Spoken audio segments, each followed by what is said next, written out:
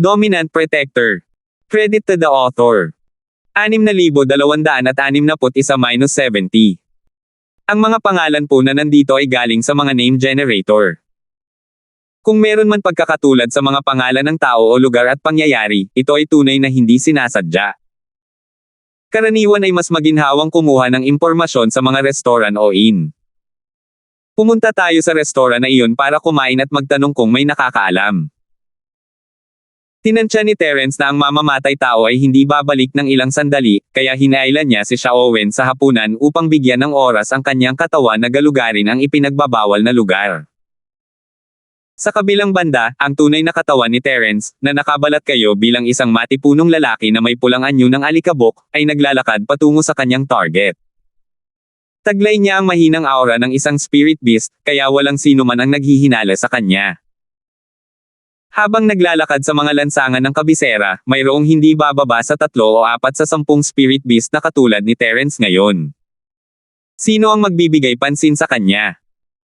Matapos ang oras na ginugol para matapos ang isang tasa ng tsaa, malapit na si Terence sa mga koordinasyon na ipinadala sa kanya ng maliit na spirit beast. Ito ang pinakaliblib na sulok ng kabisera, at bihirang pumunta rito ang mga tao, ngunit dahil sa seremonya ng koronasyon, napakaraming spirit beast ang pumasok, at maging ang pinakaliblib na sulok ay naging masigla. Mabuti na lang at nakaalis na ang ilan sa mga spirit beast nitong nakaraang 2 araw, kung hindi ay imposibleng makapasok si Terence sa ipinagbabawal na lugar nang hindi nakakakuha ng atensyon. Ayon sa mga koordinasyon ng Spirit Beast, ang pasukan sa ipinagbabawal na lugar ay nasa pagitan ng mga dingding ng isang bahay. Ito ay ibang-iba sa mga ipinagbabawal na lugar sa palasyo, at si Terence ay naghihinala sa pagkakaroon ng mga spatial chain. Matapos dumaan ang ilang Spirit Beast, mabilis na sumulpot si Terence sa sulok ng pader, gamit ang kanyang Spirit Sense para bigyang pansin ang sitwasyon sa interseksyon, kung sakaling may iba pang mga Spirit Beast na dumadaan. Hindi niya man lang kailangan ang bagay na iyon para gumawa ng kahit ano, ramdam niya na may nakatagong porma sa ayon dito, pero ang pagbasag nito ay hindi pa niya kayang gawin sa ngayon. Lumitaw ang ulo ng isang spirit beast sa sulok, at kumaway ito kay Terence gamit ang mga kuko nito, hudyat na pumasok ito. Inabot ni Terence ang kanyang kamay at hinawakan ang sulok, ang lamig at magaspang na pakiramdam ay walang pinagkaiba sa ibang mga dingding. Kahit pa may dumating na spirit beast, hindi nila mapapansin. Matapos batiin ng spirit beast si Terence, tahimik itong bumalik sa pader. Napansin ng banal na sentido ni Terence ang ilan pang mga spirit beast na papalapit, at hindi na siya nag-atubili pa at idinikit ang kanyang katawan sa pader. Isang di nakikitang harang ang pumihil sa kanya ng saglit, at tuluyang pumasok si Terence. Malinaw na ang harang ay ginamit upang pigilan ang mga espiritong halimaw na makapasok ng hindi sinasadya, at walang epekto sa mga tao. Wala nang pakialam si Terence kung bakit ito nangyayari, makabubuti naman ito para sa kanya. Kung tutuusin ay matutugis siya ng mga spirit beast sa hinaharap, makakatipid siya ng mas maraming oras sa pamamagitan ng pagtatago sa mga ipinagbabawal na lugar na ito. Matapos dumaan sa hindi nakikitang harang, sandaling nanlabo ang paningin ni Terence bago niya natagpuan ang sarili sa isang malawak at luntiang parang. Hindi naman siguro ito isa pang malayang espasyo, di ba? Hindi napigilan ni Terence bumulong. Napakarami ba talagang lugar na katulad ng Illusion Fog Space sa katimugang isla? Hanggal na bata, sa tingin mo ba ang mga independent space ay parang mga repolyo sa gilid ng kalsada na makikita mo kahit saan? Isa lamang itong bawal na lugar na nabuo ng isang porma sayon. Tumawa ng masama ang multo. Hindi niya inisip na hindi nararapat na umasa siya kay Terence para mahanap ang lugar na ito bilang ang Green Dragon noon. Senior Ghost, ayos ka lang ba? Nag-aalalang tanong ni Terence. Nagpatuloy siya, kung wala nang iba pa, kailangan ko ring magtayo ng short distance teleportation formation dito, para mas madali para sa akin ang pumunta rito sa susunod. Biglang natapos ang kakaibang tawa ng kakila-kilabot na nilalang.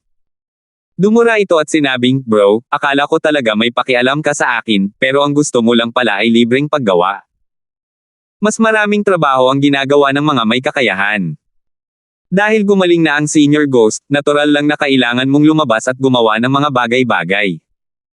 Hindi kita pwedeng hayaang kumain at uminom ng libre dito. Nagbibiro lang si Terence sa molditang iyon, at sa isang iglap, naabutan niya ang Spirit Beast. Tingnan muna natin kung may mga kadena ng Void Spirit. Kung wala naman, hindi ba't wala tayong pinaghirapan? Natural na hindi ito ikinabahala ng demonyong bagay. Habang nagsasalita ito, pinalawak na nito ang kanyang banal na pandama upang mahanap ang lokasyon ng kadena ng Void Spirit. Hindi pa nakakalayo ang paglalakad ng maliit na Spirit Beast nang huminto ito at lumingon kay Terence. Naramdaman na ng banal na pandama ni Terence na mayroong isang hindi nakikitang harang sa harap ng Spirit Beast na pumipigil dito sa pagsulong. Senior Ghost, mayroon ding restriction formation dito. Iba ito sa nauna, at tila hinaharangan nito ang lahat ng gustong pumasok. Tumayo si Terence sa harap ng invisible barrier at maingat na nagmasid, ngunit wala siyang nakitang anumang senyales ng isang formation. Malinaw na lampas ito sa kanyang kakayahan. Tama. Maganda ang array at restriction dito. Halos hindi ito maituturing na level 9 defense array. Noong nasa Spirit Beast Clan pa ako, marami na akong naitayong array sa level na ito. Mas maganda ang mga mata ng molditang iyon kaysa kay Terence, at nakikita niya ang lahat sa isang sulyap lang. Huwag mong sabihin ito ang pormasyong itinatag mo. Senior Ghost, sabihin mo sa akin ng tapat, maaari kayang hindi kumpleto ang iyong primordial spirit. Kaya hindi mo masyadong matindaan ang maraming bagay. Tanong ni Terence nang may paghihinala. Bilang pinuno ng 4 na elder, hindi niya dapat malaman ang tungkol sa ipinagbabawal na lugar ng kabisera. Hindi lang iyon ang bawal na lugar. Hindi rin siya malinaw sa iba pang impormasyon na dapat niyang malaman. Ito ay isang napakamakatwirang paliwanag na nawawala ang kanyang sinaunang espiritu, na nagresulta sa kanyang hindi kumpletong memorya. Anong kalokohan ang sinasabi mo? Totoo yan. Huwag mong sabihin, posible yan. Napaisip ang molditang yun at hindi na nakipagtalo kay Terence. Siguro masyado nang nasaktan ang espiritu niya noon, kaya may mga alaala siyang nawala na hindi niya napansin. Tama. Iniisip ko lang kung bakit ikaw, ang pinuno ng 4 na dakilang matatanda, ay isang malaking palpak. Kung hindi dahil dito, iisipin ko talaga na nakakilala ako ng isang peking dating Asher Dragon. Tumawa si Terence at patuloy na tinutokso ang multo. Habang unti-unting bumabawi ang lakas ng multo, ang kanyang essence spirit ay lalong lumalakas. Sino ang nakakaalam kung kailan niya maaalala ang lahat ng bagay tungkol sa Spirit Beast Clan, ngunit hindi niya ito maaasahan ngayon. Mabuti na lang at walang-wala ang hanay ng mga depensang ito kumpara sa mga multo. Hindi pa kasama rito ang pagbasag nito, ang pagbukas ng pinto ng hanay at pagpasok ng kusa ay napakadali lang. Habang nag-uusap ang dalawa, maayos na pumasok si Terence sa pinto ng Pormasayon sa ilalim ng gabay ng multo. Hindi na kailangang sabihan ang maliit na Spirit Beast na sumunod sa kanya, at matalino ito. Matapos dumaan sa hanay ng depensa, muling nagbago ang tanawin. Nawala ang berdeng damo, at isa na lamang malaking puno ang natira sa loob. Napakalaki ng buong puno na aabutin ng 10 tao para yakapin ito. Gayunpaman, maliban sa puno, wala nang gaanong mga sanga at dahon.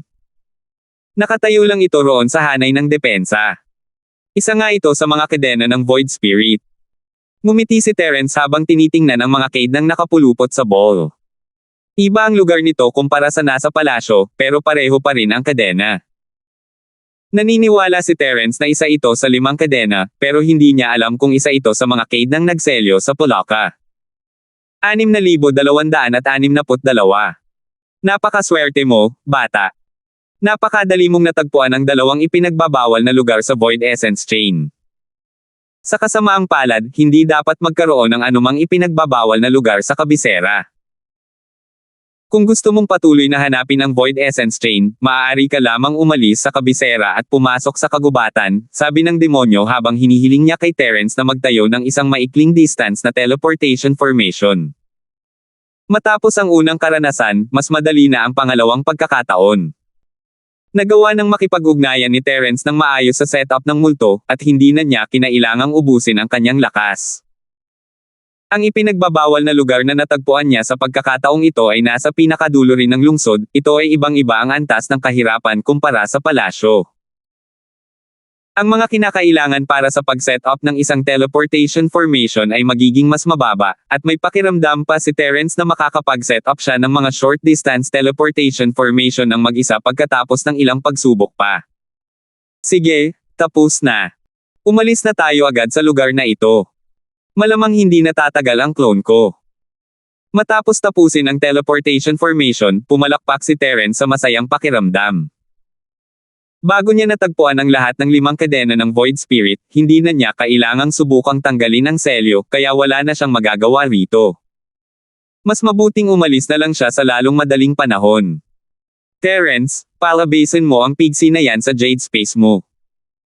Biglang nagsalita ang demonyong nilalang, sinabihan si Terence na palabasin si Skybolt. Kumurap si Terence, pero hindi nagtanong kung bakit. Inilagay niya ang maliit na spirit beast sa kanyang bag at hinayaan si Skybolt na lumabas. Mukhang simple at tapat pa rin ang baboy na Skybolt. Lumapit siya ng nakangiti at ikinuyom ang kanyang mga kamay, "Boss, may kailangan ka bang ipagawa sa akin?" Saan nagpunta ang lalaking yun na si Gushe? May tinulungan ako si Gusha. Tingnan mo at tingnan mo kung may mga nakatagong kayamanan dito. Hindi alam ni Terence kung ano ang gustong gawin ng Skybolt na baboy, kaya sinabihan niya itong maghanap muna ng kayamanan. Sa ipinagbabawal na lugar ng angkan ng mga spirit beast, bukod sa kadena ng asensya ng kawalan ng laman, maaaring may ilang magagandang bagay. Dahil hindi siya aktibo, makabubuti kung makakakuha siya ng ilang pakinabang. Boss, ang pinakamalaking kayamanan dito ay ang Cade ng Iyon. Sayang at hindi natin ito madadala. At maganda rin ang puno na ito, pero hindi pa rin natin ito madadala. Umiling ang baboy na si Skybolt at bumaantong hininga. Ngumiti si Terence, iniisip na hindi niya kailangang mag-alala tungkol dito kung ganoon lang kadaling tanggalin ang Void Chain. Hindi niya lang alam kung kaya niyang tanggalin ang Void Spirit Chain matapos basagin ang selyo gamit ang itim na kono na ibinigay ng malaking Polaka.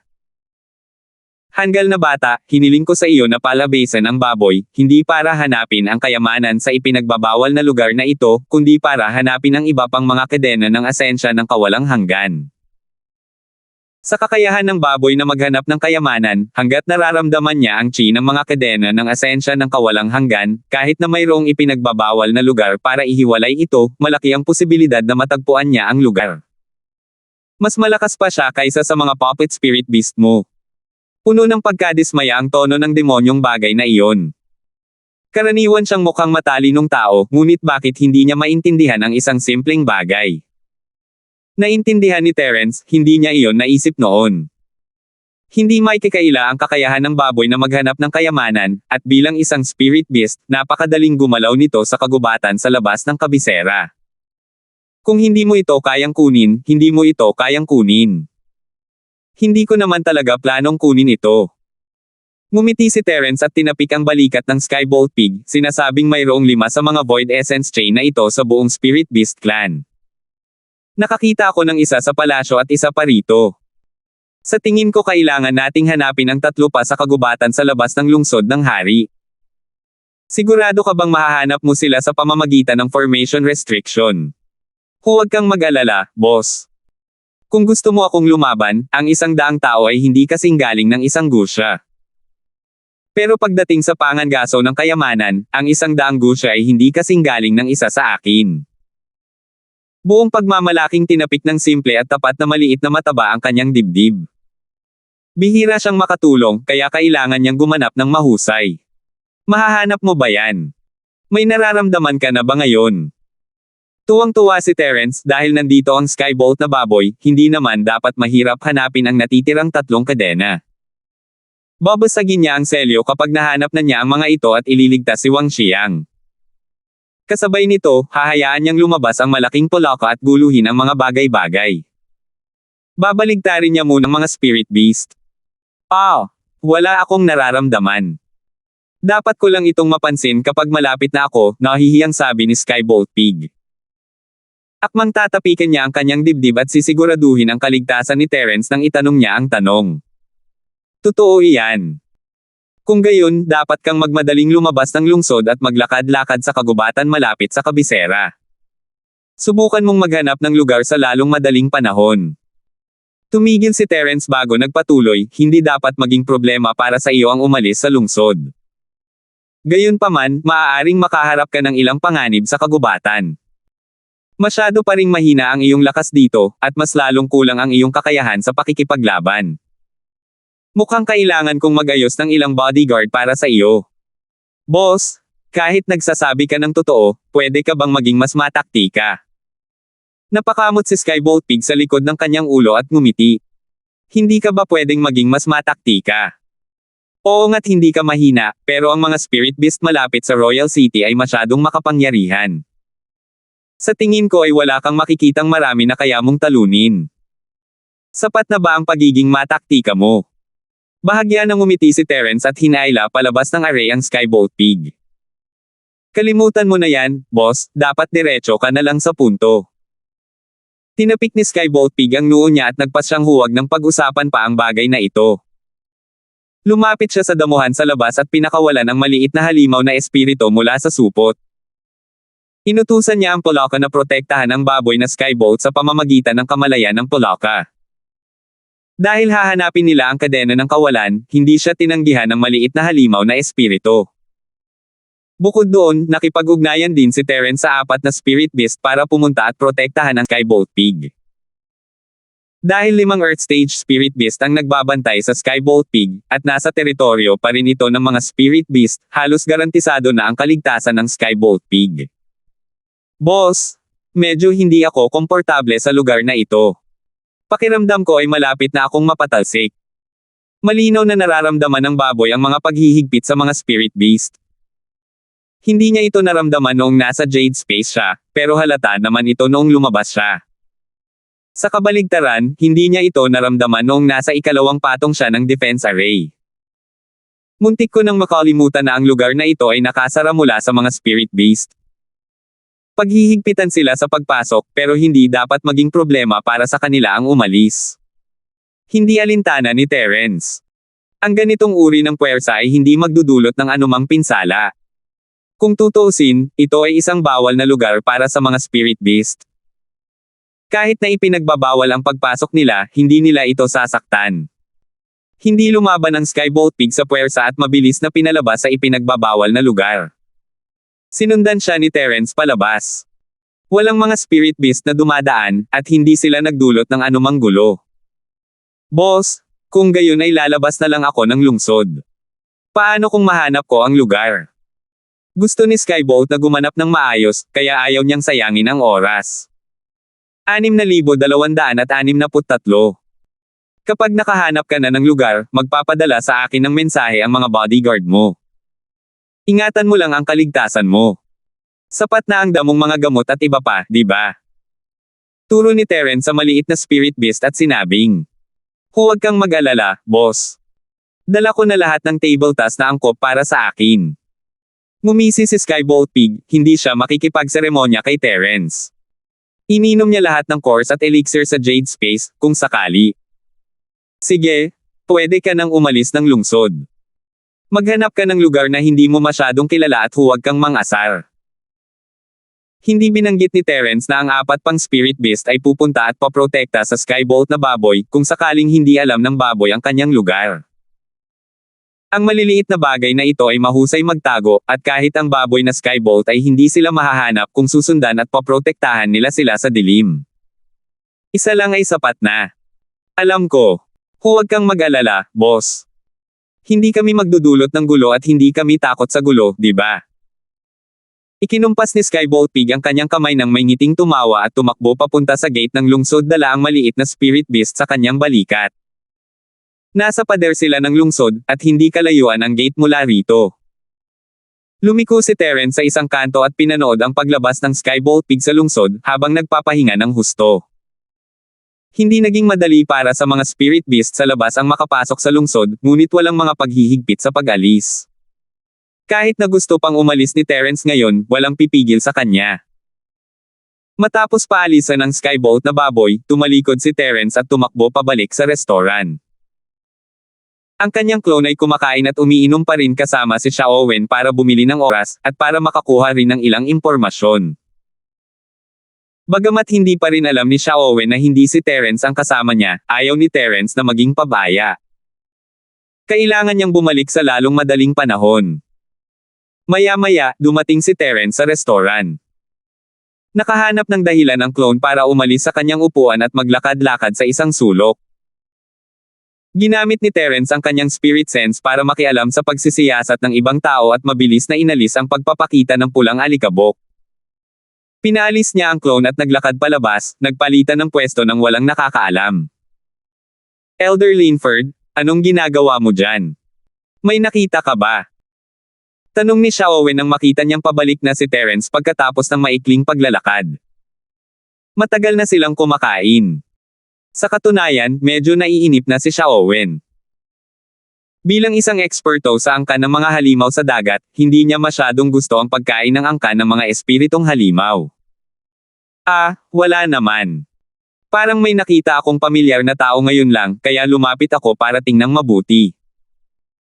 Nagkamali pala ako, casual na ikinumpas ni Terence ang kamay niya at hindi pinansin.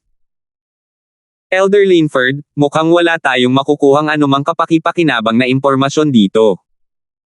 Bakit hindi na lang tayo pumunta sa ibang lugar? Maingat na mungkahi ni Xiaowen. Dapat sana'y makinig siya sa mga utos ni Terence sa pagkakataong ito, at baka lumampas na siya sa kanyang awtoridad. Wala rito ang tunay na katawan ni Terence dati, at isa lamang siyang clone para mabuo ang numero. Wala talaga siyang nakuhang impormasyon, at halos kumakain, umiinom, at nakikipag-usap lang kay Xiaowen. Palihim din niyang pinakikinggan ang mga usapan ng ibang tao sa restaurant. Kung ganoon nga, imposibleng makakuha ng anumang kapaki-pakinabang na impormasyon. Mauunawaan naman kung bakit ayaw ni Xiaowen na patuloy na sayangin ang kanyang oras dito. Sige, tara na. Nagkibit-balikat si Terence. Pumunta siya halos para sa ipinagbabawal na lugar sa kabisera, at ngayong nakamit na niya ang layuning iyon, maaari na siyang tumulong kay Emma ng mapayapa. Hiningi niya sa waiter ang bill bago nagtanong, "Buddy, nakarinig ka na ba ng eksperto na magaling sa stealth at sneak attacks?" Mayroon siyang invisible layer ng depensa sa paligid ng kanyang katawan na maaaring magpa-invisible sa kanya, at kaya rin niyang gumamit ng phantom doppelganger. Casual lang siyang nagtatanong at hindi inaasahan na makakakuha ng tiyak na sagot. Tutal, ang mga high-level assassin ay hindi basta-basta magbubunyag ng kanilang mga pagkakakilanlan. Gaya ng kasabihan, ang mga assassin ay walang pangalan. Kung mas malakas ang isang assassin, mas bibigyan niya ng pansin ang pagprotekta sa sarili niyang impormasyon mula sa pagtagas. Hindi inaasahan, hindi ito masyadong pinag-isipan ng tindera at direktang tumango. Alam ko na. Ang tinutukoy mo ay ang Golden Dragon, di ba? Hinahanap mo ba siya para makalaban o ikaw ang tina-target niya? Alam mo ba talaga? Ano ang pinagmulan nitong Golden Dragon? Maaari mo bang sabihin sa amin?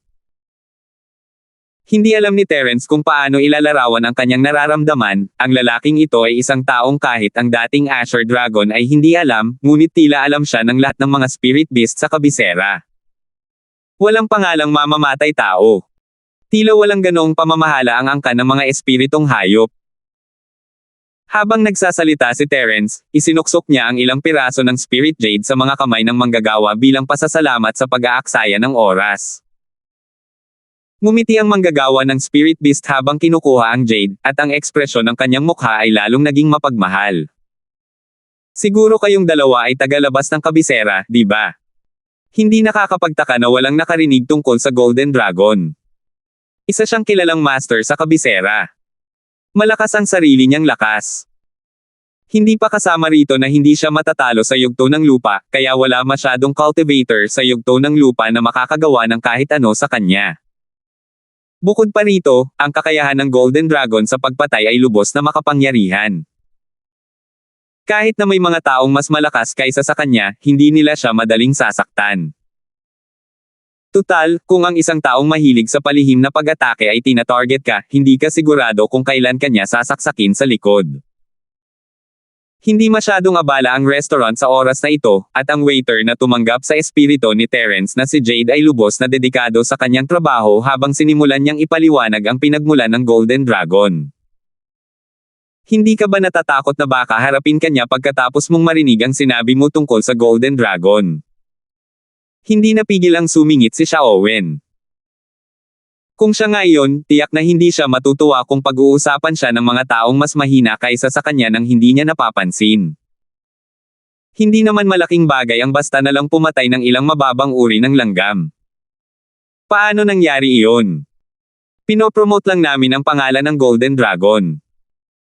Matutuwa lang siyang marinig iyon at tiyak na hindi niya ako makikipag-ugnayan. Kung hindi, paano malalaman ng lahat ang reputasyon niya? Mukhang nagulat ang tindera. Hindi niya maintindihan ang iniisip ni Xiaowen. Tila magkaiba ang paraan ng pag-iisip ng dalawang lahing ito.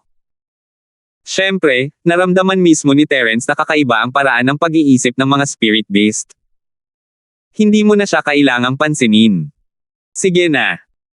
Tiningnan ni Terence si Xiaowen, sinasabihan itong tumigil sa pagsasalita kung sakaling huminto ang lalaki sa kalagitnaan.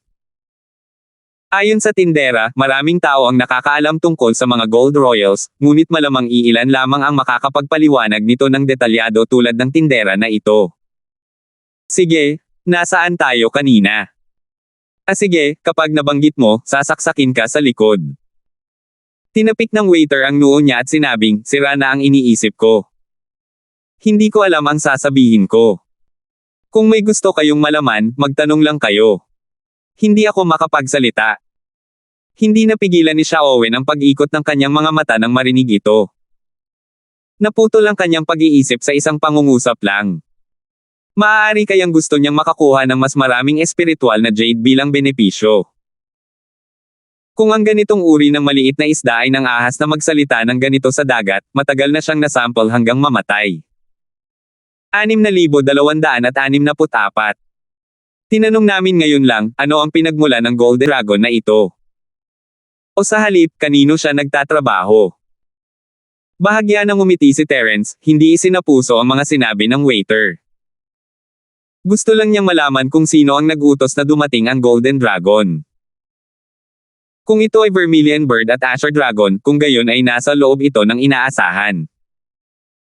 Ngunit kung ito ay puting tigre at itim na pagong, kung gayon ay mas mapanganib ang sitwasyon ni Terence.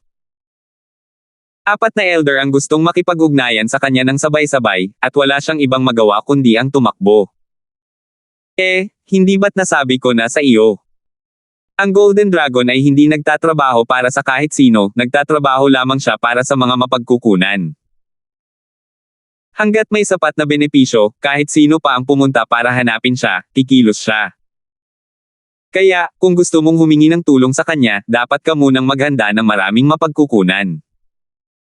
Kung may humiling sa Golden Dragon na makipag-ayos sa iyo, kailangan mong magdasal para sa swerte. Siyempre, dapat kang maging proud na nagawa mong makuha si Elder Jean para makipag-ayos sa iyo. Ang mga salita ng waiter ay nasa loob ng inaasahan ni Terence. Kahit sino pa ang kumuha sa Golden Dragon na ito, ang isang mamamatay tao na walang koneksyon sa kahit anong partido ang malinaw na pinakaangkop na kandidato. Kung magpadala sila ng direktang inapo, ayos lang kung magtagumpay ito, ngunit kung mabaygo ito, agad itong magiging dahilan para umatake ang mga kalaban sa politika. Ang 4 na elder ng inner sect ay pawang mga tusong Zoro, at handa si Terence para dito. Tila kailangan muna niyang hanapin ang Golden Dragon at pilitin itong sabihin kung sino ang utak. Kung gayon, saan ko mahahanap ang gininto ang dragon kung gusto kong humingi ng tulong sa kanya? Napansin ni Terence na alam ng lalaki kung nasaan ang gininto ang dragon, marahil lahat ng mga espiritong hayop sa lungsod ay nakakaalam, at tanging ang mga tagalabas na ito lamang ang hindi. Imposibleng makilala ng direkta ang Golden Dragon, ngunit kung gusto mong humingi ng tulong sa kanya, maaari kang pumunta sa Dragonized Pool sa kanluran ng lungsod at hanapin ang ahente ng Golden Dragon. Ibigay sa ahente ang impormasyon tungkol sa target at kalahati ng gantimpala.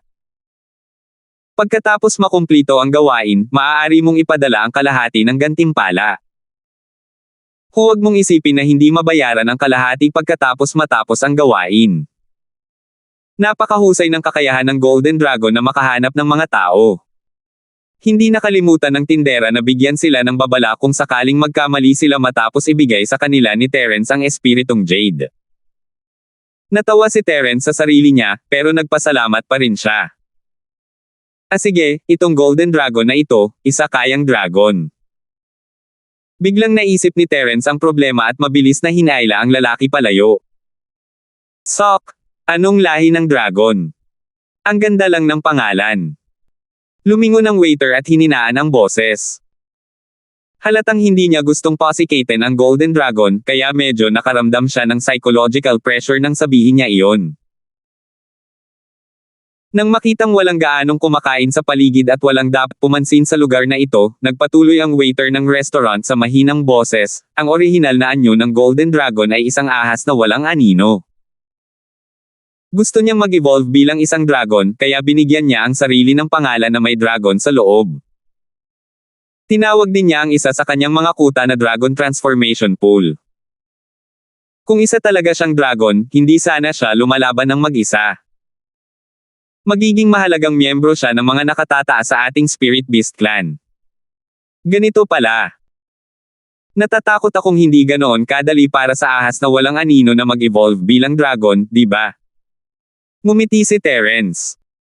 Naisip niya na kung ang gininto ang dragon ay talagang mula sa lahing dragon, maaaring may kaugnayan ito sa Berdeng Dragon. Gayunpaman, mahirap sabihin kung mayroong dragon sa kanilang mga pangalan. Hindi ganoon kadali, pero malalakas sila at marami silang mapagkukunan. Mabuti na lang at may ganoong pangarap. Baka balang araw, dumating ang pagkakataon at talagang maging dragon siya. Nang sabihin ito ng waiter, sa wakas ay bumalik na siya sa dati niyang boses.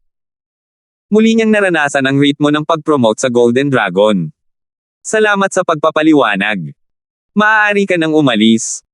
Nakangiting sabi ni Terence bago umalis kasama si Xiaowen. Hindi dragon ang Golden Dragon, kaya wala itong kinalaman sa bagay na iyon. Mauunawaan naman kung bakit hindi matindaan ng matanda, pero hindi niya nga alam kung nasaan ang Dragon Transformation Pool. Lalong naghinala si Terence na may bahagi ng memorya na nawala sa bagay na iyon. Sa katunayan, hindi naman ito kakaiba. Ang lakas ng primordial spirit ng mundo ay malamang wala pang ang 1% sa pinakamataas nitong lakas. Malayo pa ito sa ganap na paggaling, kaya hindi naman nakakapagtaka na medyo hindi pa kumpleto ang memorya nito. Kung hindi lang masyadong mahina si Terence noon, at kung kailan lang bumukas ang Jade Space, hindi sana natagpuan ng demonyong bagay na iyon ang Jade Space kasama ang essence spirit nito noong panahong iyon. Halimbawa, ang espiritu ng ibong Vermilion ay kasing lakas ng Green Dragon's Peak, ngunit hindi pa rin ito matukoy ang Jade Space. Si Terence ay lalong lumalakas, at ang kanyang pagsasama sa Jade Space ay lalong nagiging perpekto. Maliban kung sisirain nila ang kanyang katawan at huhugutin ang kanyang espiritu, hindi nila matutukoy ang Jade Space. Hindi maasahan ni Terence at Xiaowen ang multo, kaya ang tanging natatanggap nila ay ang direksyon patungo sa kanluran ng lungsod. Mabuti na lang at ang Dragonized Pool na ito ay isang sikat na lugar sa kabisera, at kahit sinong spirit beast lang sa daan ay maaari nilang tanungin, at kahit isa sa kanila ay makakaalam ng lugar. Nagpakita si Xiaowen ng bakas ng makapangyarihang aura, at ang mga spirit beast na tinanong ay sumagot ng magalang, hindi ng ahas na magpakita ng anumang kawalang kasiyahan. Elder Linford, hindi ba't mabuti na basta na lang kumuha ng isang taong manggenguna sa daan para sa atin? Bakit pa paulit-ulit na nagtatanong? Naiinip na si Xiaowen, ngunit hindi niya ito ipinahalata. Nagkunwari siyang casual na nagtanong kay Terence. Kamakailan lamang, itinaas ng maharlikang lungsod ng mga espiritual na hayop ang antas ng depensa nito dahil sa seremonya ng koronasyon. Kung mahuhuli natin ang isang espiritual na hayop para manguna sa daan, maaari nating alertuhan ang pangkat ng patrol. Kailangan pa rin nating iwasan ang mga hindi kinakailangang gulo, paliwanag ni Terence nang may bahagyang ngiti. Biglang napagtanto ni Xiaowen. Bagamat hindi magiging malaking problema para sa kanya ang pumatay ng isa o dalawang ordinaryong spirit beast sa kabisera bago tuluyang magwakas ang Sea Beast Clan at ang Spirit Beast Clan, lumabas sila sa pagkakataong ito upang imbestigahan ang sentral na pamahalaan at ang Spirit Beast Clan. Hindi nga nararapat na maging masyadong kilala. Ang pagpatay sa Golden Dragon ay tila walang gaanong kinalaman sa sentral, ngunit hindi naglakas loob si Xiaowen na maging masyadong pabaya. Hindi niya kakayanin ang mga kahihinatnan kung sisirain nito ang mga plano ni Eman. Elder Linford, napaka-maalalahanin mo. Marami talaga akong matututunan sa iyo. Napatawa si Xiaowen, sinusubukang papurihan ng kaunti si Terence. Bahagyang ngumiti si Terence, iwinaksi ang pambobola pagkatapos ng ilang magagalang na salita. Sa katunayan, gamit ang spirit sense ni Terence, kaya niyang takpan ang lugar at hanapin ang lokasyon ng Dragon Transformation Pool, pero hindi niya ginawa iyon. Pareho lang ang dahilan, kinakailangan niyang manatiling tahimik sa Spirit Beast King City. Hindi kalayuan ang lokasyon ng Dragon Transformation Pool, at mabilis itong nahanap ng dalawa. Nakaalerto na si Xiaowen bago pa man sila makalapit. Tutal, kaharap nila ang isang master na sikat sa kanyang kasanayan sa pagpatay. Para silang pagpapakamatay kung magiging pabaya sila sa pugad ng master. Elder Linford, hindi ba't napakaliit ng ating paglapit? Bakit hindi na lang natin hintayin ang kamahalan na magpadala ng dalawa pang eksperto para tumulong? Hindi napigilan ni Xiaowen na bumulong kay Terence nang makita niya ang pool. 6,265. Sa lakas ni Xiaowen, hindi siya natakot sa gininto ang dragon. Ang inaalala niya ay ang kaligtasan ni Terence. Kung may mangyari kay Terence, hindi siya makakasagot kay Eman. Nasa gate ka na. Bakit mo pa sinasabi yan? Ang Golden Dragon ay nasa yugto pa rin ng pagbuka ng lupa. Sapat ka na para harapin siya, huwag kang mag-alala. Ngumiti si Terence at tinapik ang balikat ni Xiaowen. Dahil sa pagkakaiba ng lakas sa pagitan ng dalawa, tila medyo hindi kagalang-galang ang ginawa ni Terence, ngunit walang oras si Xiaowen para makipagtalo sa kanya. Tumingin siya sa malaking bahay nang nakakunot ang noo. Ang anyo ng Dragon Transformation Pool ay hindi gaanong naiiba sa mga tirahan ng iba pang mga eksperto sa Spirit Beast Clan. Minana nito ang estilo ng arkitektura ng Spirit Beast Clan. Ang tanging medyo espesyal ay ang mga ukit ng Flood Dragon Totem sa mga panlabas na dingding. Kahit na hindi sapat ang ganda ng mga ito, napaka-estilo pa rin ng mga ito. Ang gininto ang dragon ay hindi miyembro ng angkan ng mga dragon, kaya hindi ito kwalipikadong umukit ng isang tunay na dragon.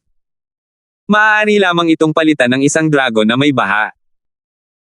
Ang kanyang walang anino na ahas ay nagkaroon ng pagkakataong magbagong anyo at maging isang dragon na may baha, kaya ang disenyong ito ay hindi labag sa mga patakaran. Ang Dragon Transformation Pool, Elder Linford, hindi mo ba napansin na ang Dragon Transformation Pool ay protektado ng isang Porma Scion? Tayong dalawa ang target ng Golden Dragon. Hindi ko sila mapipigilan ng mag-isa kung sila ang magkusa na ipadala tayo sa isang lugar na puno ng mga pagtambang. Walang gaanong alam si Xiaowen tungkol sa mga Porma Scion, ngunit walang itinatago ang hanay ng depensa ng Dragon Transformation Pond. Bukas ito at makikita ito ng sinumang hindi bulag. Malaki ang pagkakaiba ng paggamit ng isang Porma Scion at hindi paggamit nito. Sa ilalim ng normal na mga pangyayari, maaaring magkaroon siya ng kaunting kumpiyansa sa pagharap sa Golden Dragon hanggat hindi nito ginagamit ang bilis nito para umiwas. Gayunpaman, kapag nasa Porma Scion na siya, wala na siyang pagkakataon. Mayroon ngang array, pero hindi mo kailangang mag-alala. Level 6 defense array lang ito. Wala itong gaanong epekto sa atin. Isa pa, ang Dragonize Pool ay isang kuta lamang para sa mga Golden Dragon para tumanggap ng mga misyon. Hindi naman ganoon kadelikado rito. Kung hindi, sino ang lalapit sa mga Golden Dragon para humingi ng tulong? Ikinumpas ni Terence ang kanyang kamay, inalo si Xiaowen nang may walang emosyong ngiti. Isa lamang itong level 6 defense array, at hindi na kailangan ni Terence ang tulong ng Molditang iyon para asikasuhin ito ng mag-isa, kaya hindi na niya kailangang mag-alala tungkol sa formation. Bukod pa rito, bukod kay Xiaowen, palihim nang natipon ni Terence ang 5 Spirit Beast para protektahan siya pabalik sa restaurant. Habang hinahanap ng baboy ang ipinagbabawal na lugar, nadama ni Terence na hindi problema ang pagbabalik ng ilang maliliit na Spirit Beast. Mas magaling ang baboy sa paghahanap ng mga bagay kaysa sa mga maliliit na ito. Ang kamalayan ng higanteng Polaka ay lubos na nakikipagtulungan, tutal, ang kaligtasan ni Terence ay nagbigay sa kanila ng mas mataas na pagkakataon na masira ang selyo. Sa unang tingin, naroon si Xiaowen, isang master ng Great Circle of Earth Opening Realm, at 5 maliliit na spirit beast ng Earth Opening Realm na nagtatago sa dilim. Ang lakas ng pakikipaglaban ni Terence ay maihahambing din sa isang Earth Opening Realm Cultivator. Sa ganitong hanay ng mga tauhan, walang problema para sa kanila na makapasok sa Dragon Transformation Pool. Hindi ko inaasahan na magiging Array Master pala si Elder Linford. Wala akong respeto. Nagulat si Xiaowen nang marinig ang pagbabago sa tono ni Terence. Mapa-alchemy man o formations, pareho silang nangailangan ng maraming oras para umunlad. Ilang taon na si Terence. Hindi lang nakakagulat ang kanyang alchemy daw, namumukod tangi ang kanyang lakas, ngunit isa rin siyang henyo sa array daw. Ang isang level 6 formation ay hindi isang bagay na kayang basagin ng kahit sino, at ang walang pakialam na tono ni Terence ay nagpaliwanag na wala siyang pakialam sa level 6 formation. Anong klaseng halimaw ito? Hindi ako maituturing na eksperto, kaunti lang ang alam ko. Bahagya nang umiti si Terence at mapagkumbabang ikinumpas ang kanyang kamay. Hindi niya sinasadyang ibunyag na alam niya ang tungkol sa mga array, sadyang hindi niya sinasadyang naiwala ito. Dahil nalaman na niya, ayaw na itong itago ni Terence. Hindi naman ganoon kagaling ang sarili niyang array skills, at ang malakas na bagay ay ang bagay na nasa Jade Space. Gamit ang bagay na iyon, ang kanyang trump card sa array path ay palaging naroon. Mula nang maghinala si Terence na nawala ng alaala ang espiritu ng multo dahil sa pinsala, iniisip na ni Terence na ang lakas na ipinapakita ng multo ngayon ay maaaring hindi niya buong lakas. Halimbawa, sa usapin ng pagbuo ng array, kung babalik sa normal ang sampaang bagay na iyon, makakaabot kaya ang tunay niyang antas sa maalamat na Heaven Grade Array Master. Tuwang-tuwa talaga siya sa naisip pa lang. Tila kung magkakaroon siya ng pagkakataon sa hinaharap, kailangan niyang unahin ang pagbawi sa sinaunang espiritu ng multo na iyon. Masyadong mapagkumbaba si Master Linford. Talagang may kilos siya ng isang master. Papasok na ba tayo? Nakangiting papuri ni Xiaowen. Pagkatapos, tumingin siya sa Trans-Dragon Pool na may sabik na tingin sa kanyang mga mata.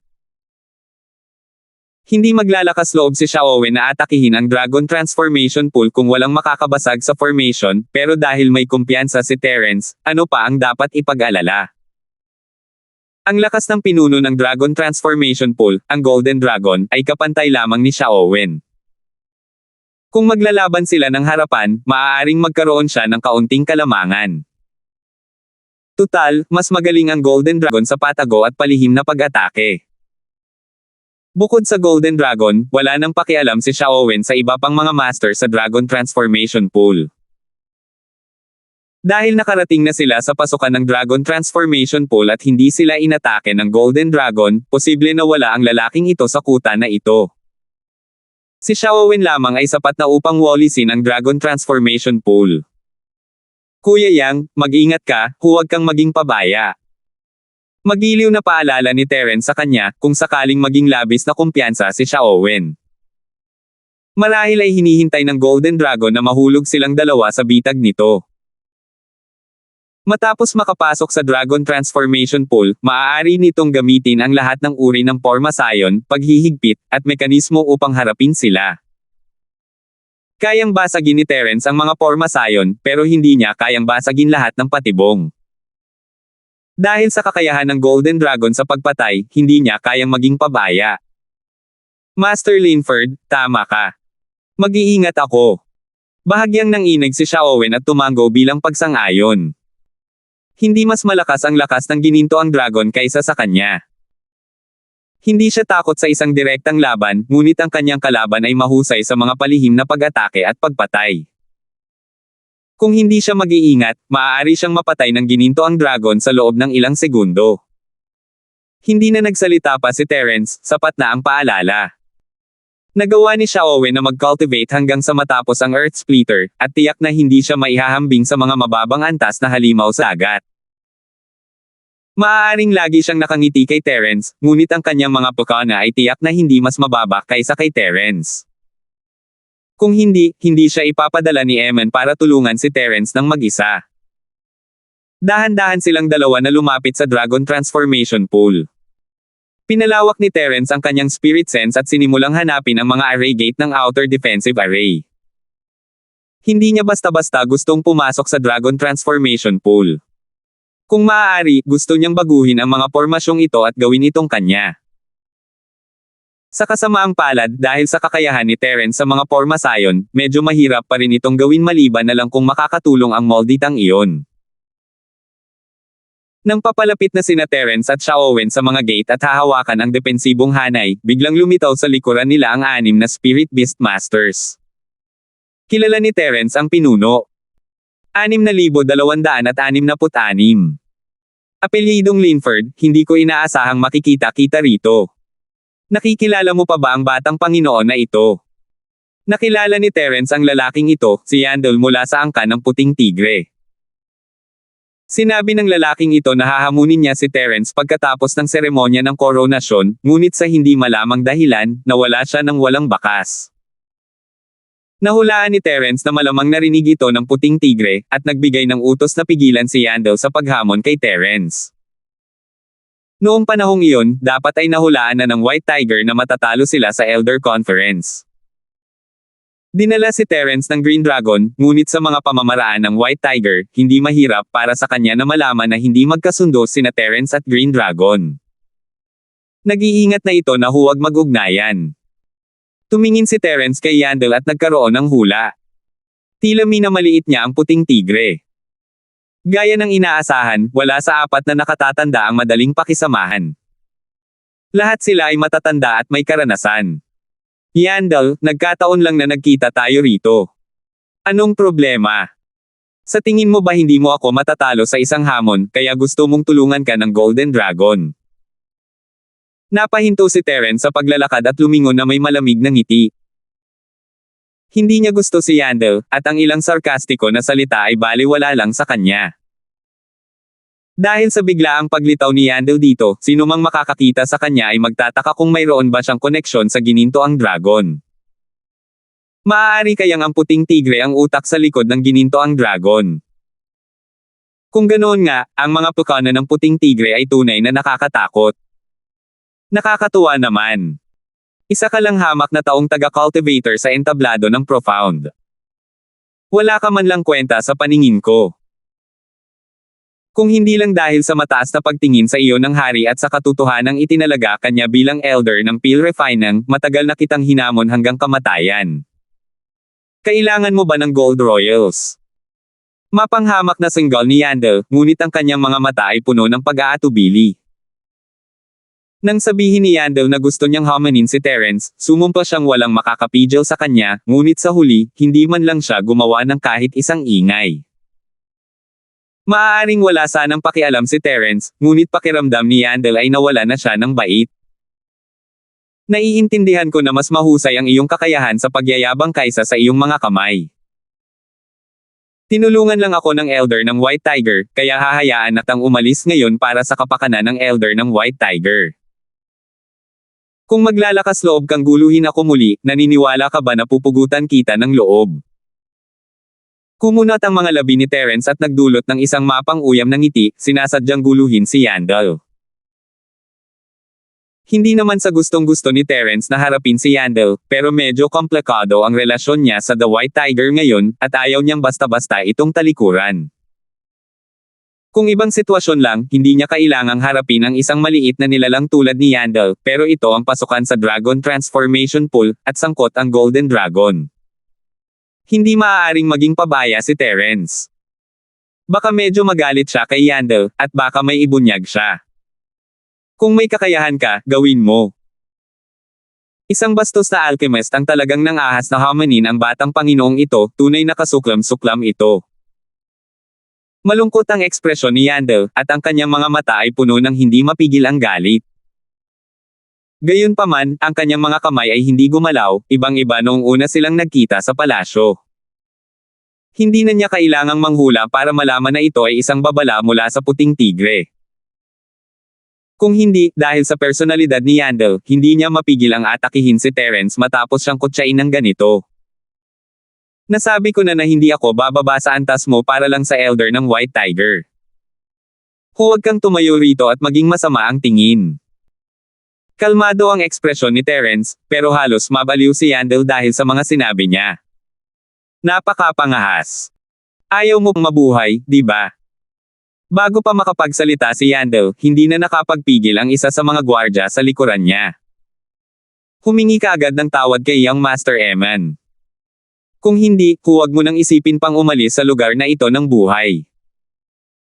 Tumalon din palabas ang isa pang gwardya para ipakita ang kanyang katapatan.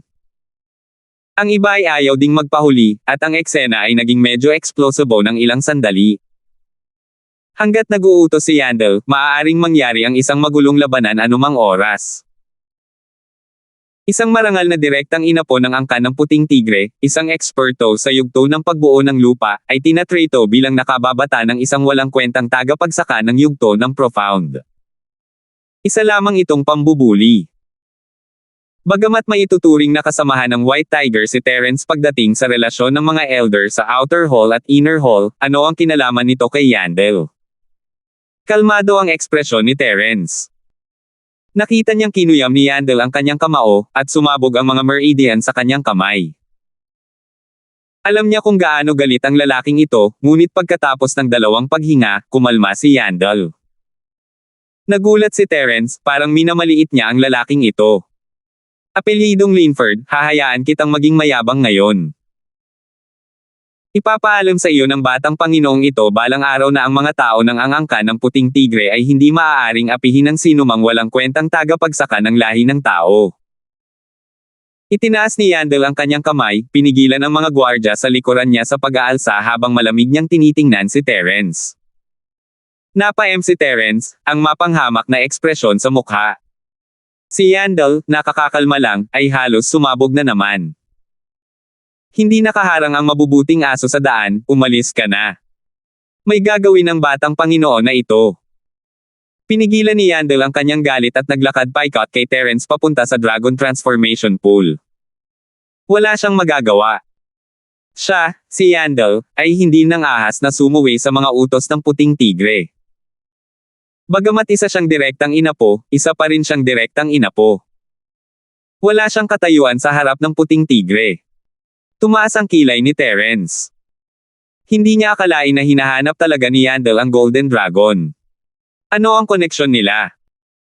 Kung ang puting tigre talaga ang nagutos sa ginintoang dragon na patayin sina Terence at Dimitri, hindi dapat pumunta si Yandel sa Dragon Transformation Pool para hanapin ang ginintoang dragon ng ganoon kahayag.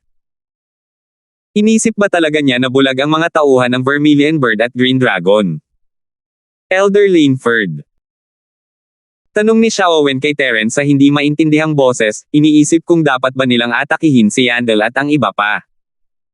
Bahagyang umiling si Terence, sinabihan si Xiaowen na kumalma. Dahil hahanapin ni Yandel ang Golden Dragon, ang pinakamagandang desisyon nila ay maghintay at tingnan ang mangyayari. Walang pakialam si Yandel sa presensya ni Terence. Dinala niya ang kanyang mga tauhan sa pasukan ng Dragon Transformation Pool at sinenyasan ang kanyang mga tauhan na kumatok sa pinto. Ang ganitong uri ng walang pakialam na pag-uugali ay nagpaisip kay Terence na hindi ito isang Golden Dragon na inupahan ng White Tiger. Mabilis na bumukas ang pinto ng Trans-Dragon Pool, at isang lalaking nasa katanghaliang gulang na may matamlay na ekspresyon ang lumitaw sa pinto. Sinulyapan niya ang mga tao sa labas ng walang pakialam. Tuloy po kayo kung may kailangan kayo. Kung wala na, umalis na po kayo. Sandaling tumigil ang lalaking nasa katanghaliang gulang habang nakatingin kay Terence bago nagsalita sa mga tao. Nandito ba ang ginintoang dragon? May pag-uusapan ng batang Panginoon na ito sa kanya. Itinaas ni Yandel ang kanyang baba at sinulyapan ang lalaking nasa katanghaliang gulang mula sa gilid ng kanyang mga mata. Ang kanyang ekspresyon ay labis na mayabang, malamang dahil sa labis siyang hindi nasisiyahan sa kanyang saloobin. Iba ang pakiramdam ng dakilang batang Panginoong si Yandel na matalo kay Terence, pero paano nang ahas ang isang simpleng asong bantay ng assassin na magpakita ng magandang ugali sa kanya? Inisip ba talaga niya na ang angkan ng White Tiger ay isang taong pabaya dahil lang sa hindi nila ipinakita ang kanilang lakas? Medyo sigurado si Terence na walang kinalaman si Yandel sa pagpatay sa palasyo.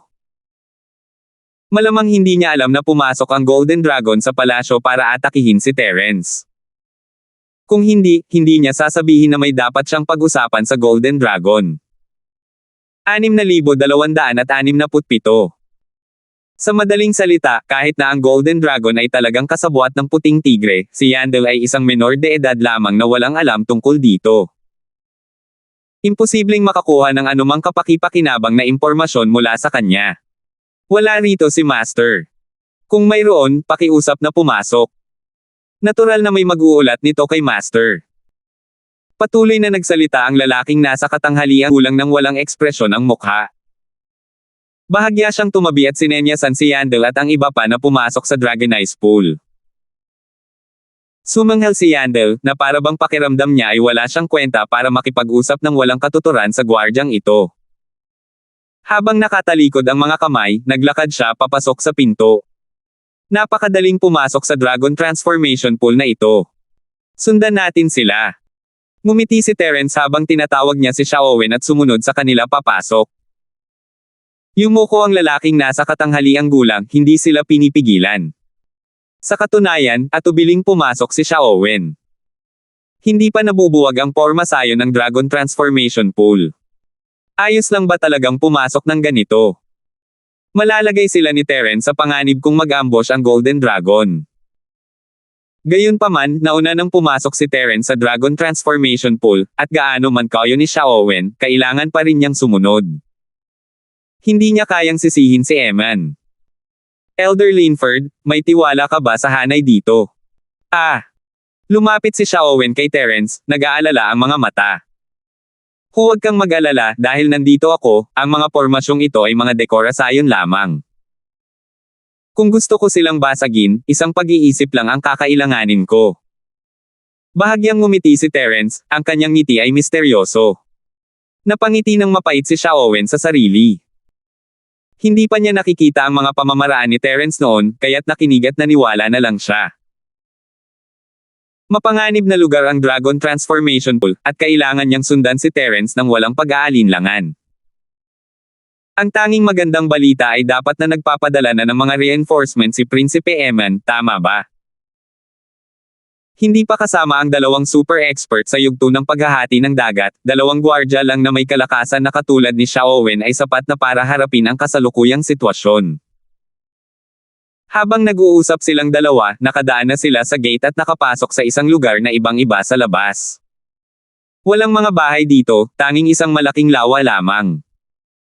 May ilang kakaibang bundok na bato sa gilid ng lawa, at ilang nakakalat na bato para makapagpahinga ang mga tao.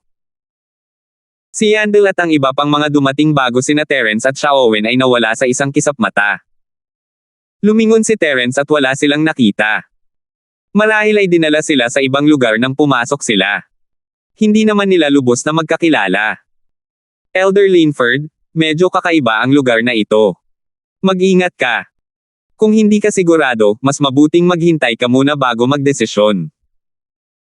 Iniisip ni Xiaowen ang kaligtasan ni Terence, ngunit iniisip din niya ang sarili niyang kaligtasan. Huwag kang mag-alala, isa lamang itong ilusyonaryong porma sayon, walang panganib. Bahagyang ngumiti si Terence at ikinumpas ang kanyang kamay kay Xiaowen. Pagkatapos ay itinoon niya ang kanyang atensyon sa kanyang paligid. Hindi lang ang level 6 defense array sa labas ang formation sa Dragon Transformation Pool, inasahan na ito ni Terence, at hindi siya nagulat.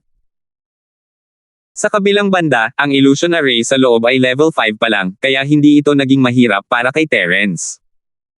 Sa loob lamang ng ilang segundo, nakita na ni Terence ang ilusyon.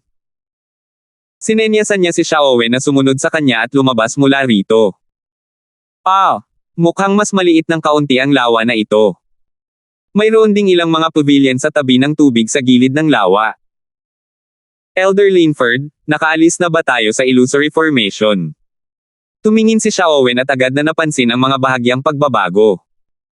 Gayunpaman, hindi siya sigurado kung talagang nakaalis na sila sa saklaw ng illusory formation.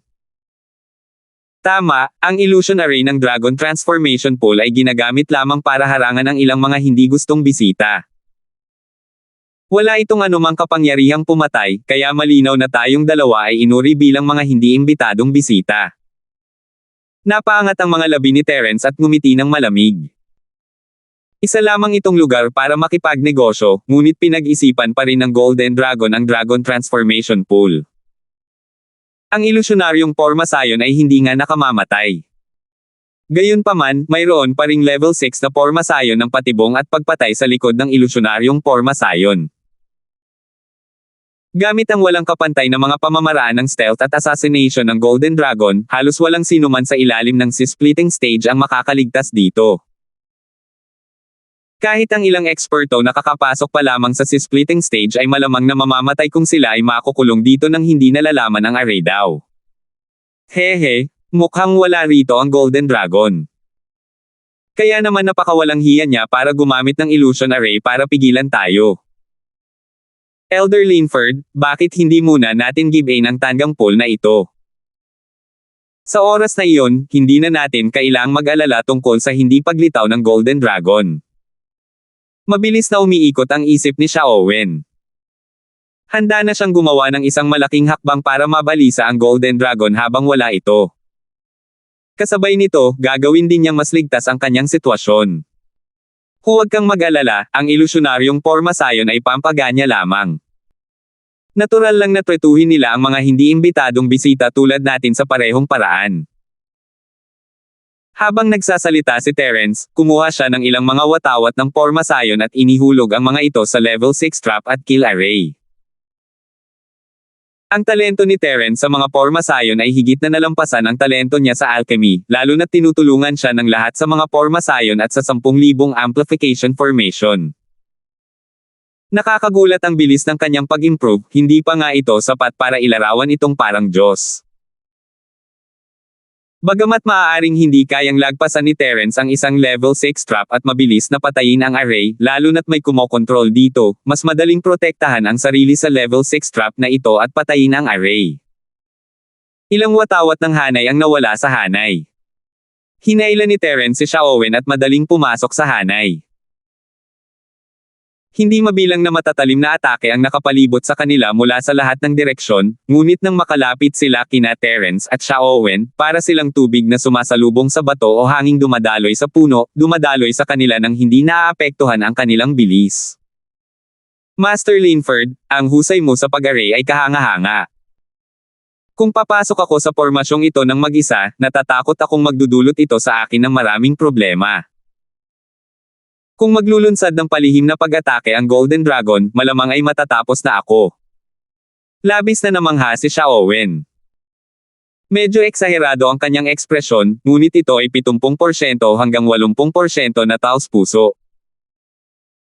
Hindi niya naiintindihan ang sining ng mga Pormasayon, ngunit hindi ibig sabihin nito na hindi niya naiintindihan ang kapangyarihan ng mga Pormasayon. Hindi pa dumadapo ang mga ataking iyon sa kanila, kung hindi, sa lakas ni Xiaowen, mahihirapan siyang harapin ang mga ito. Maliit na trick lang yan. Kung alam mo ang array daw, iisipin mong hindi sulit banggitin ang maliit na kakayahang ito. Bahagyang ngumiti si Terence, sa tingin niya ay wala naman talaga siyang espesyal.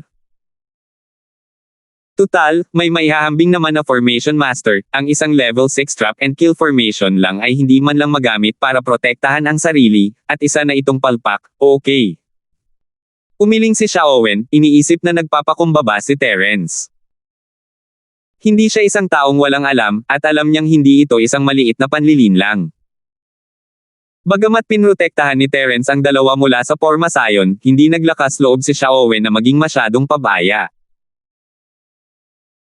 Dahil ang mga tao mula sa Dragon Transformation Pool ay nag-activate ng Pormasayon nang walang sinasabi, nangangahulugan ito na alam nila na ang kanilang pagkakakilanlan bilang mga gininto ang dragon ay nabunyag na, at wala ng paraan para makalabas. Ang pagpatay sa target ngayon ang pinakamagandang resulta. 6,268. Habang nag-uusap sila, 4 na matatalim na atake ang nagmula sa harap, likod, kaliwa, at kanan ng dalawang lalaki. Sa pagkakataong ito, hindi ang Porma Sion ang kumokontrol sa atake, kundi ang mga Spirit Beast sa Dragon Transformation Pool na nagtatago sa Porma Sion, ginagamit ang Porma Sion bilang panangga upang maglunsad ng palihim na atake kina Terence at Xiaowen. Ang apat na lalaking ito na naglunsad ng palihim na pag-atake ay hindi gaanong malalakas. Lahat sila ay nasa saklaw ng yugto ng pagbubukas ng bundok. Sa ilalim ng normal na mga pangyayari, hindi man lang sila titingnan ni Xiaowen sa mata. Madali niyang mapapatay ang isang dosina sa kanila sa isang casual na galaw ng kanyang mga daliri. Gayunpaman, pasibo lamang na naipagtanggol ni Xiaowen ang kanyang sarili sa bitag at napatay ang hanay ng Dragon Transformation Pool. Kung hindi dahil kay Terence, hindi niya mararamdaman ang palihim na pag-atake ng apat na junior na ito sa pagbubukas ng yugto ng bundok. Elder Linford, pwede ka nang magpatuloy. Hahadlangan ko ang palihim na pag-atake ng mga walang hiyang taong ito. Sigaw ni Xiaowen sa malalim na boses. Ikinumpas niya ang kanyang mga palad at hinaranggan ang lahat ng pag-atake mula sa lahat ng direksyon. Gayunpaman, hindi niya mahanap ang kanyang target kahit gusto pa niyang lumaban. Bahagyang tumango si Terence at hindi na nagsalita pa. Dahil siya ang humahawak sa trap at kill array, madaling makakapagdepensa si Xiaowen laban sa ambusher. Nagtulungan silang dalawa ng maayos. Ang mga Spirit Beast sa Dragon Transformation Pool ay may kalamangan sa heograpiya, ngunit hindi nila kayang malusutan ang depensang bakal na pader ni Xiaowen. Paminsan-minsan ay naghahadya si Terence ng ilang mga watawat ng Porma Sion. Bagamat hindi niya kayang basagin ang level 6 trap at patayin ang array agad-agad, patuloy siyang gumagalaw patungo sa sentro ng Dragon Transformation Pool habang tinitiyak ang kaligtasan ng dalawa. Pagkaraan ng ilang sandali, wala na sila sa sakop ng trap at makakapatay ng array. Kapag umalis na ang dalawa sa Porma Sion, wala nang magiging restriction ang Dragon Transformation Pool. Kahit na sa tulong ng Porma Sion, wala pa rin silang magagawa sa kanila, sino ang makakapigil sa kanila kung aalis sila sa Porma Sion. Matapos itong mapagtanto, ang mga Spirit Beast sa Dragon Transformation Pool ay lalong naging baliw, at parami ng parami ang mga taong sumalakay. Sa isang iglap, 4 na tao ang naging 8 na nakapalibot kina Terence at Terence. Elder Linford, kahit hindi gaanong malakas ang mga taong ito, pagkatapos nilang magsanib puwersa, tila nakabuo sila ng isang Porma Sion sa labanan. Patuloy na tumataas ang kanilang kapangyarihan. Medyo mahirap para sa akin na labanan sila. Nangiwi ang mukha ni Xiaowen. Dapat ay isa siyang kalaban na gustong saktan si Terence, ngunit hindi lamang niya kayang patayin ang isa sa kanila, kailangan pa niya ang tulong ni Terence upang patatagin ang sitwasyon. Labis na ikinalungkot ni Xiaowen dahil dito. Isa siyang Grandmaster ng ganap na antas ng Earth Opening Realm, ngunit hindi siya nakalaban ng kubkuban siya ng ilang mahihinang nasa Mountain Opening Stage. Parang biro lang ang dating nito. Huwag kang mag-alala, maghintay ka lang ng kaunti pa. Makakalabas din tayo sa pormasyong ito sa lalong madaling panahon. Walang oras si Terence para tulungan si Xiaowen, kaya inalo niya ito at patuloy na bumilis. Kung hihingi ng tulong si Terence sa isang multo, ang isang level 6 trap at kill array ay magiging alikabok sa isang pitik lang ng kanyang daliri. Gayunpaman, wala itong naging pakinabang para sa kanya. Kung walang gaanong pagsasanay, gaano man siya kagaling, hindi niya makakamit ang magagandang bagay sa larangan ng arrays. Naunawaan ito ni Terence, at gayon din ang kawawang nilalang. Ayaw nitong tulungan si Terence na basagin ang Porma Sion, maliban na lang kung nasa panganib ang buhay ni Terence. Mas lalo lamang madidagdagan ang pagsasanay na ito sa hinaharap. Bumantong hininga si Xiaowen. Dahil sinabi iyon ni Terence, ang magagawa na lang niya ay patuloy na harangan ang mga atake mula sa labas. Kung maaapektuhan niya si Terence, ang kapangyarihan ng trap at kill array ay lalakas, at mas magiging mapanganib ito. Ang sariling Porma Sion sa labanan at Porma Sion sa patibong at pagpatay ng mga Spirit Beast Master ay perpektong nagtulungan. Habang palalim ang pagsulong ni Terence at Terence, dumarami ang kanilang kapangyarihan, at nahihirapan ng hamarang si Xiaowen. Pawis na ang kanyang noo. Nanghina ang mga mata ni Terence. Kung magpapatuloy ito, malubhang masasaktan si Xiaowen bago pa man siya makalabas sa Porma Sion.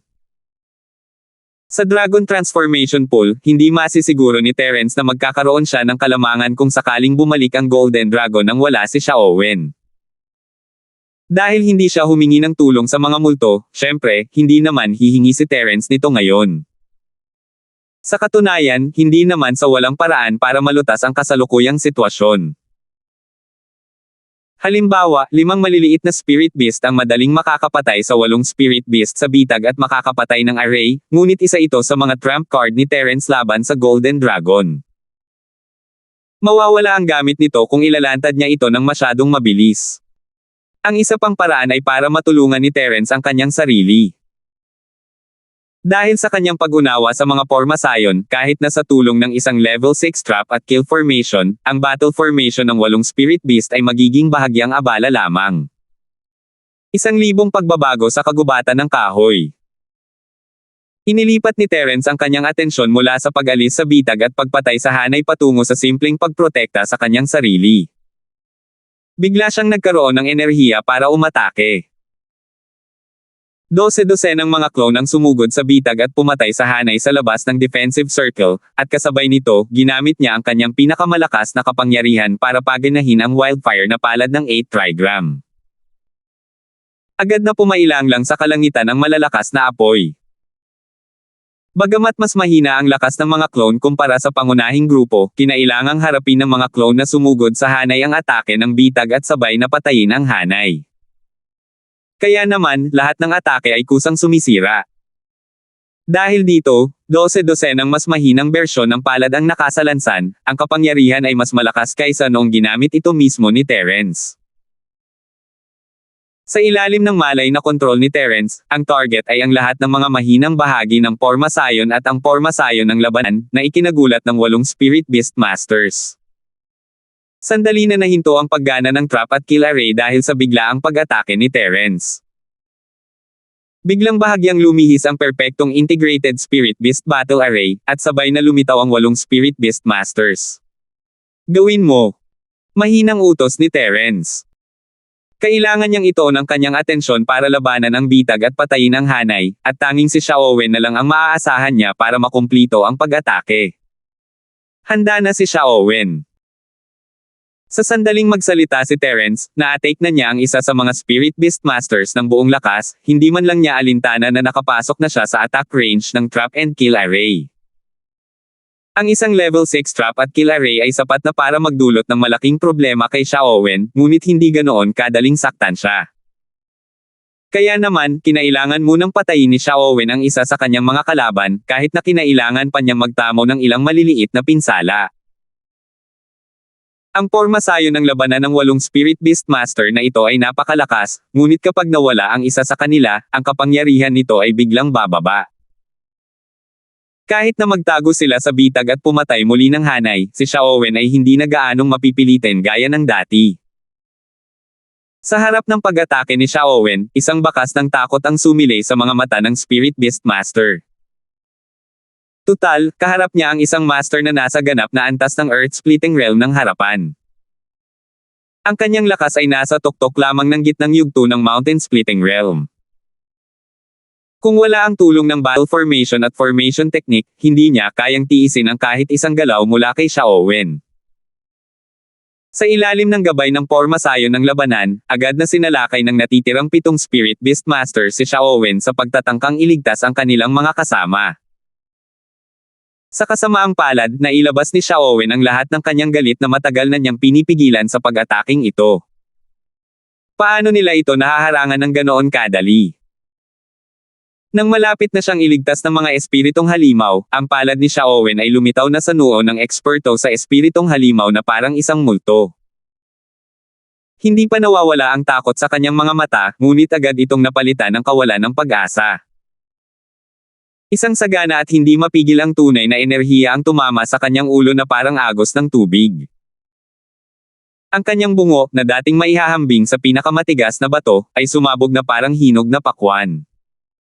6,269. Ang dugong tumalsik ay tuluyang naalisan ng tunay na chi ni Xiaowen bago pa ito tuluyang mawala. Dahil medyo mahina ang primordial spirit ng lalaking ito, kahit hindi ito direktang pag-atake sa primordial spirit, nawala pa rin ito kasabay ng pag-ulan ng dugo. Talagang malas ito. Nakapagdesisyon na si Xiaowen. Hindi niya pinansin ang dugo sa kanyang katawan at sinubukang umatras sa tabi ni Terence. Nakamit na niya ang resultang gusto niya gamit ang kanyang mabilis na pag-atake.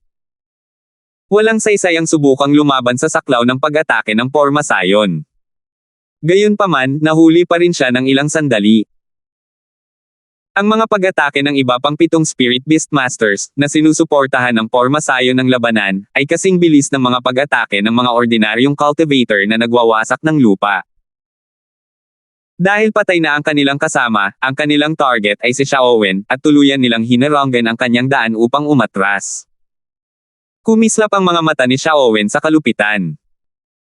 Dahil kaya niyang mag-cultivate sa ganoong antas, natural lang na hindi siya nagkulang ng maraming karanasan sa buhay at kamatayan.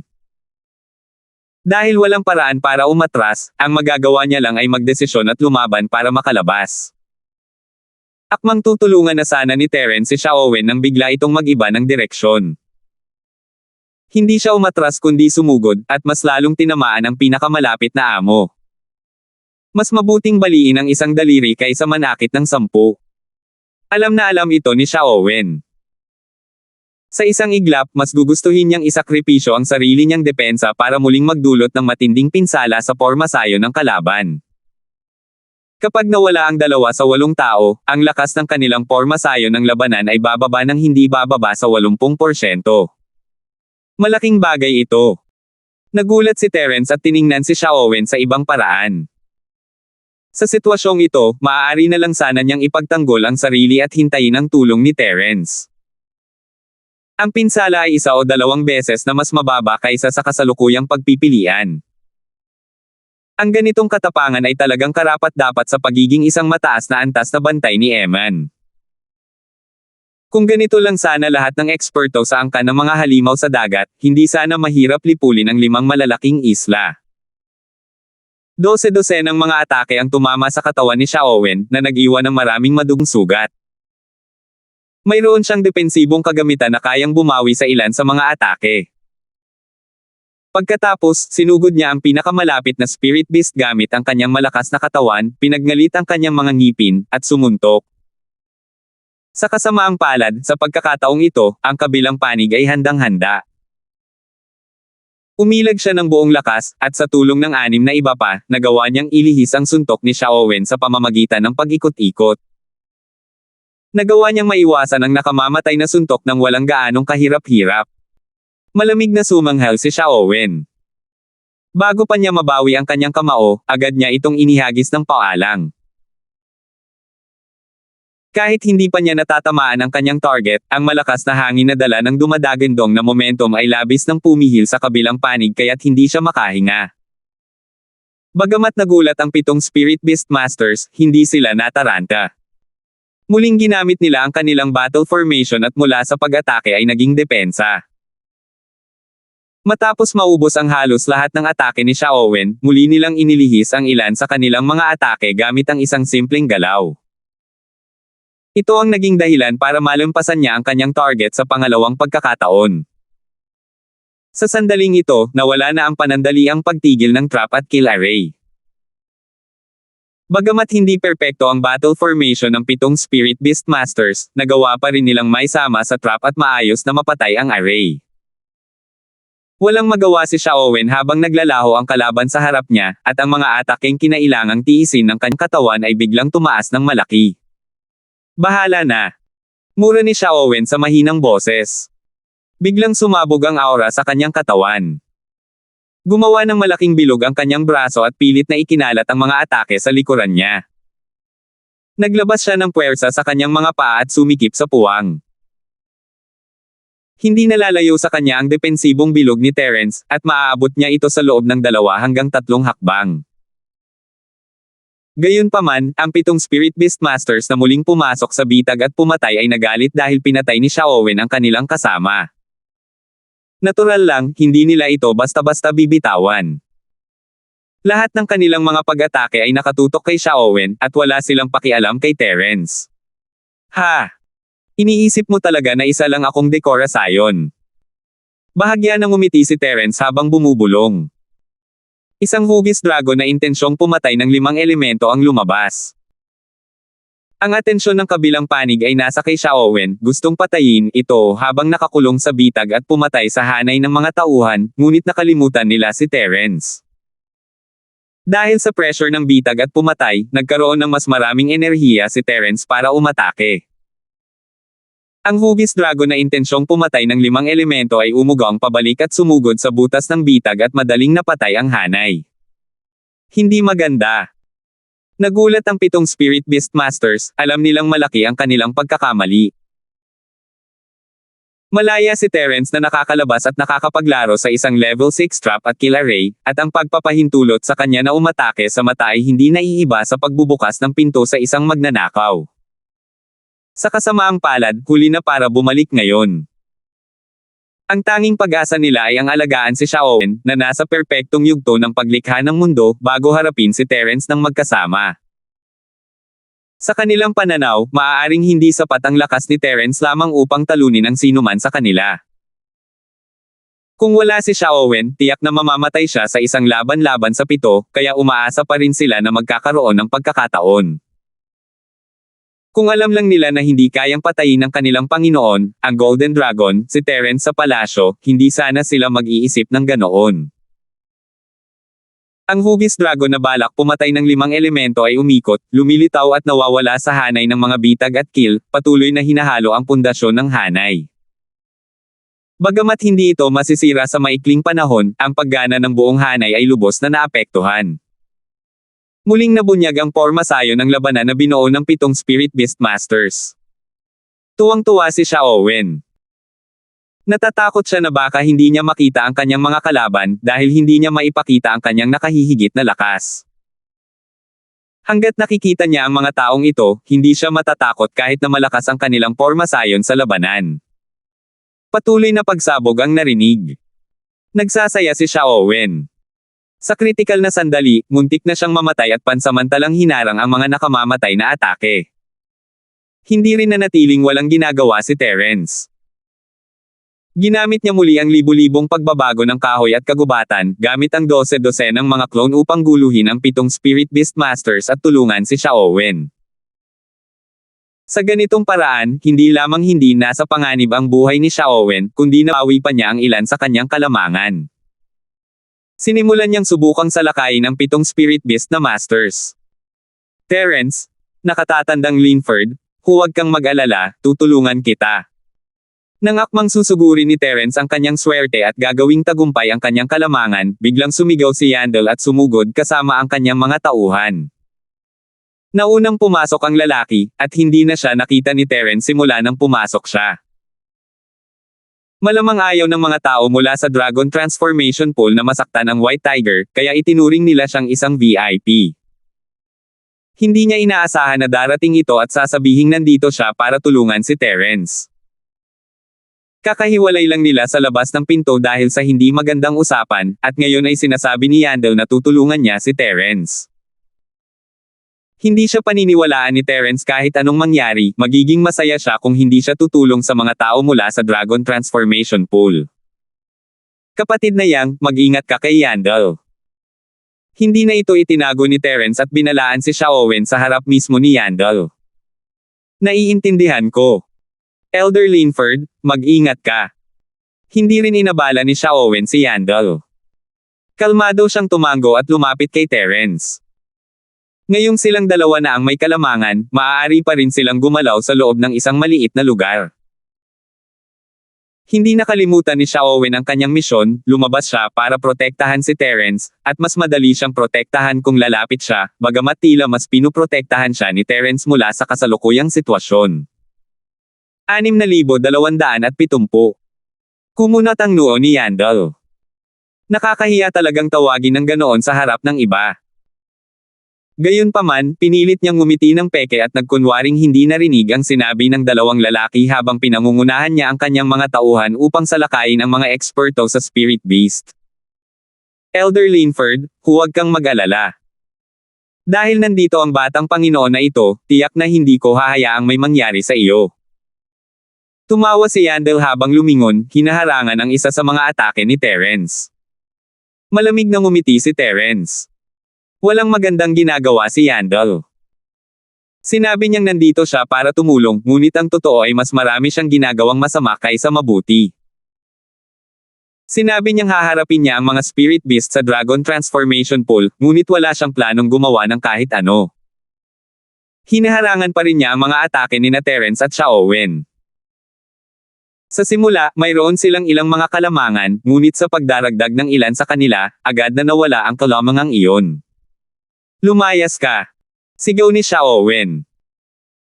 Matagal na siyang bigo sa pagkabuo ng Dragon Transformation Pond, at ngayong sa wakas ay nagawa na niyang itaas ang kanyang ulo, winasak ito ni Yandel at ng iba pa. Kahit si Terence ay hindi maniniwala kung sasabihin niyang wala siyang anumang pagtutol. Napakapangahas mo. Isa kang bantay ng prinsipe ng halimaw sa dagat, at nang ahas kang sigawan ako. Sawang-sawa ka na bang mabuhay? Agad na nagalit si Yandel. Itinuro niya ang daliri kay Xiaowen, na parang aatakihin niya ito anumang oras. Hindi makapag-abala si Xiaowen na harapin ang gago na ito. Isa siyang expert sa angka ng mga halimaw sa dagat. Maaaring magpakita siya ng kaunting respeto sa puting tigre, ngunit isang direktang inapo ng angka ng puting tigre. Ano ba yon? Masarap ba yon? Magkano ang isang gin?